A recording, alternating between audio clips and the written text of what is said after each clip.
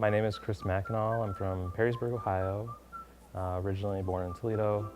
And my position here is I'm the president of the Board of Trustees.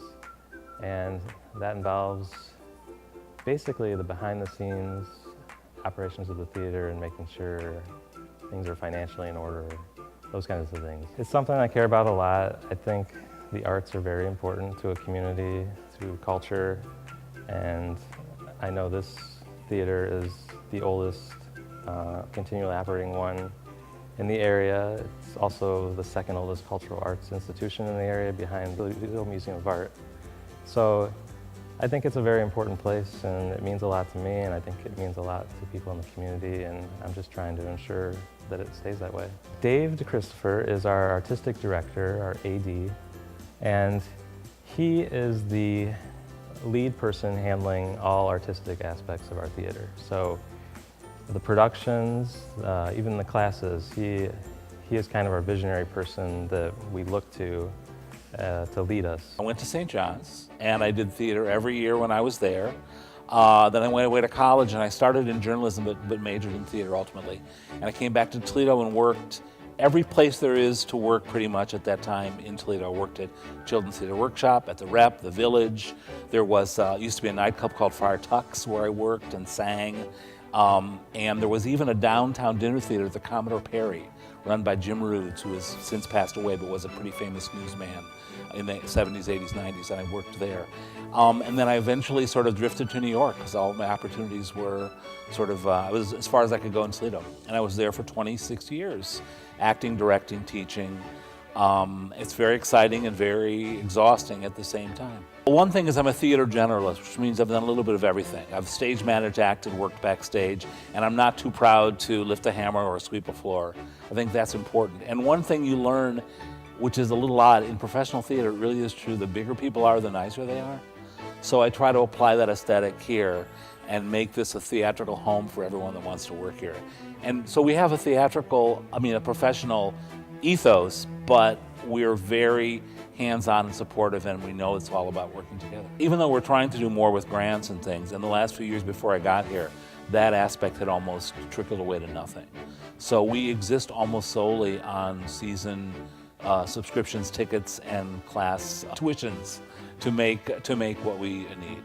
I absolutely think we should be in the conversation. It's pretty ambitious, but we should be in the conversation with the symphony, the opera, the ballet. We are not now, but I think we can be if we continue to pursue things that are relevant and not just chase what is popular for a minute. We're very fortunate to have Dave on board here at the Rep. He's been here for almost 2 years now, and what's really valuable is just the amount of knowledge he brings about theater. Another aspect of our theater is our classes, and one of those that has really blossomed in the last few years are our adult improv classes.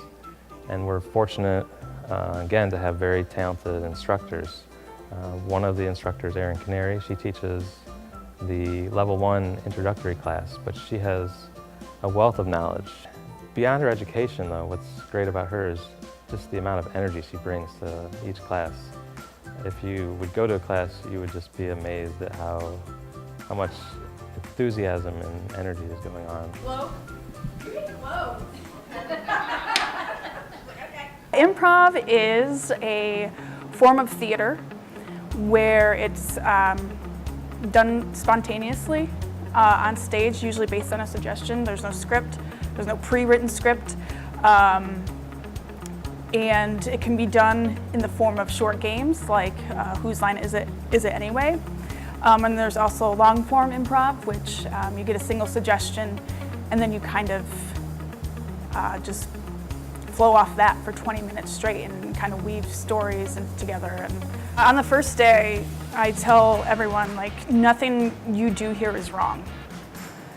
We embrace failure, we grow from the failures, we build off those failures. Sometimes entire scenes are built off of a mistake. I tell them that I want them to try everything, experiment in this class. This is the chance for you to do it before you go up on stage. So I try to wipe away that fear of being afraid to do anything, and I really try to embrace them just letting go. I'll sometimes talk to people that are convinced that they can never do improv. Oh, I can never do what you do. I can never go up on stage. And I have people that take the class for their anxiety, for their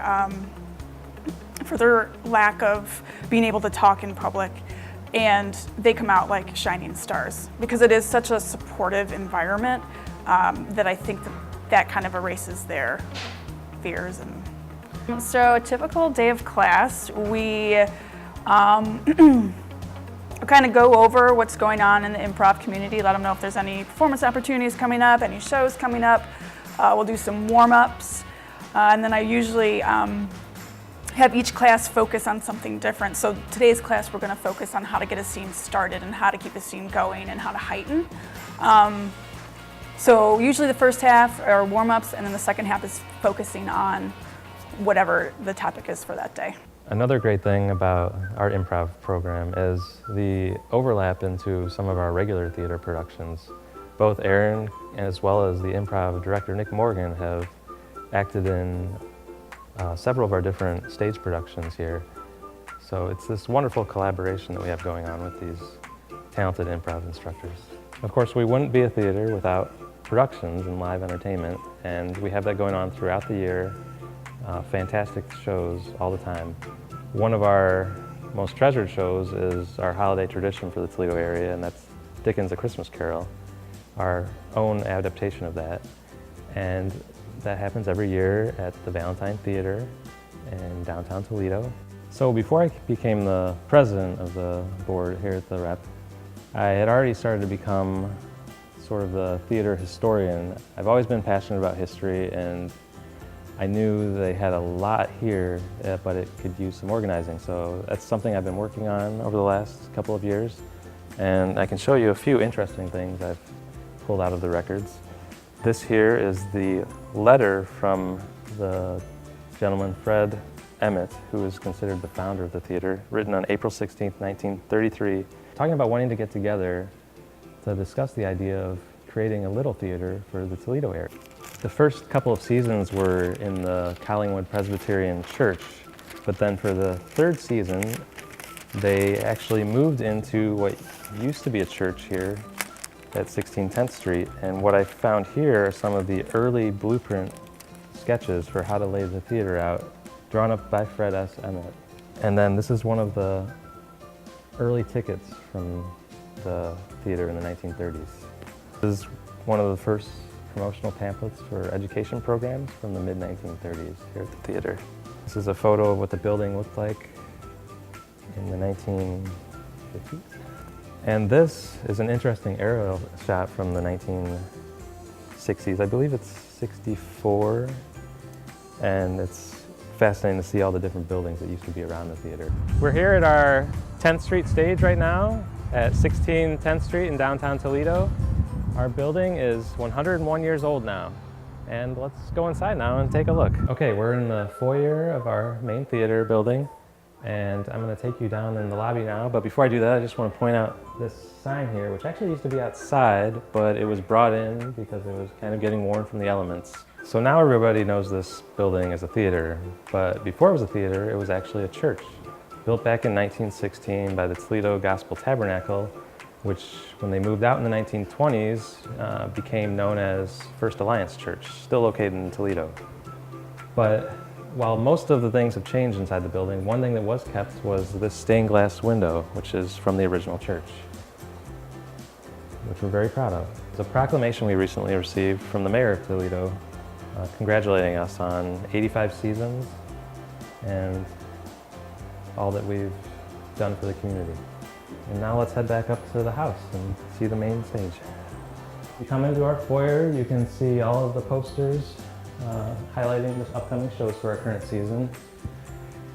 And then at the top of the stairway, we're proud to honor who we consider the founder of the theater, Fred Emmett, who wrote that original letter, arranged that original meeting, directed many of the early shows, and also managed the finances for the theater in the early years.